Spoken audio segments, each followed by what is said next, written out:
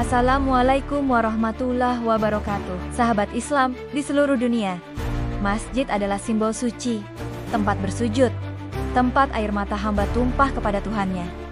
Tapi hari ini, pemandangan yang mengusik itu mulai muncul. Masjid bukan lagi tempat dizikir, tapi dipenuhi panggung, lampu, musik, bahkan tarian. Apakah ini hanya fenomena budaya biasa?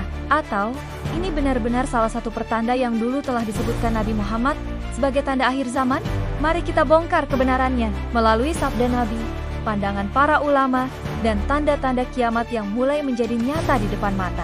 Karena jika ini benar, maka kiamat mungkin lebih dekat dari yang kita kira. Nabi Muhammad bersabda, akan datang suatu masa pada umatku. Mereka duduk di dalam masjid dalam lingkaran.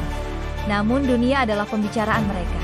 Maka janganlah kalian duduk bersama mereka, karena Allah tidak butuh kepada mereka. Hadis riwayat Al-Baihaqi dalam kitab Syu'abul Iman. Dan dalam riwayat lain disebutkan, akan datang suatu zaman, orang-orang akan menghiasi masjid, namun hati mereka kosong dari petunjuk. Hadis riwayat Ibnu Abi Syaibah. Dari kedua hadis ini menjelaskan, ini adalah indikasi awal bahwa masjid akan kehilangan fungsi rohaninya. Dalam beberapa negara, masjid telah dijadikan sebagai tempat pameran seni musik, acara budaya yang menampilkan tari-tarian, pertunjukan musikal berunsur non-Islami. Apakah ini dibolehkan? Para ulama berbeda pendapat. Namun mayoritas sepakat, acara budaya yang tidak melanggar syariat masih diperbolehkan. Tapi bila sampai melibatkan musik haram, tari wanita terbuka, campur baur tanpa hijab, maka ini adalah bentuk penodaan rumah Allah. Imam Malik pernah berkata, masjid adalah tempat dizikir, bukan tempat jual beli, diskusi dunia, atau permainan. Imam Nawawi juga menyatakan, bercakap urusan duniawi dalam masjid itu makruh hukumnya.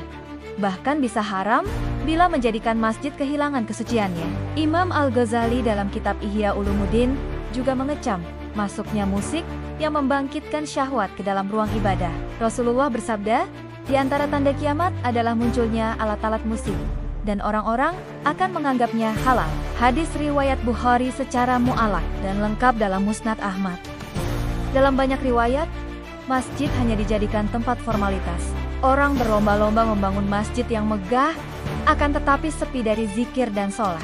Dan juga banyak orang membaca Al-Quran. Tapi sayangnya, mereka tidak memahami isi dan maknanya. Jika masjid sudah tidak lagi jadi tempat bersujud, berarti umat telah kehilangan arah dan tujuan hidup. Sahabat Islam, masjid itu bukan sekadar tempat zikir dan salat, tapi pusat ilmu, pusat sosial keadilan, pusat kontrol moral umat. Kembalikanlah fungsi masjid seperti pada masa Rasulullah dengan cara menghidupkan kajian, tahajud, dan zikir. Ajak generasi muda kembali ke masjid dengan pembinaan yang modern. Bersihkan masjid dari segala hal yang membuat teralihnya dari ibadah. Ulama, tokoh masyarakat, dan pengurus masjid punya peran besar dalam menjaga kesuciannya.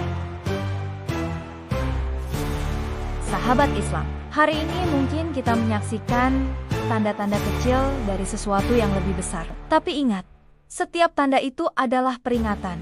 Peringatan bahwa dunia ini fana, bahwa akhir zaman bukan sekadar cerita, tapi kenyataan yang perlahan mendekat. Nabi Muhammad pernah bersabda, di akhir zaman akan ada kaum yang duduk di masjid sambil bermain musik dan bernyanyi. Allah dan para malaikat akan melaknat mereka. Hadis riwayat Abu Dawud. Ini bukanlah sesuatu yang sepele, penting, dan patut diperhatikan. Ini tentang kehormatan rumah Allah, tempat berkumpul dan menghadap Sang Pencipta.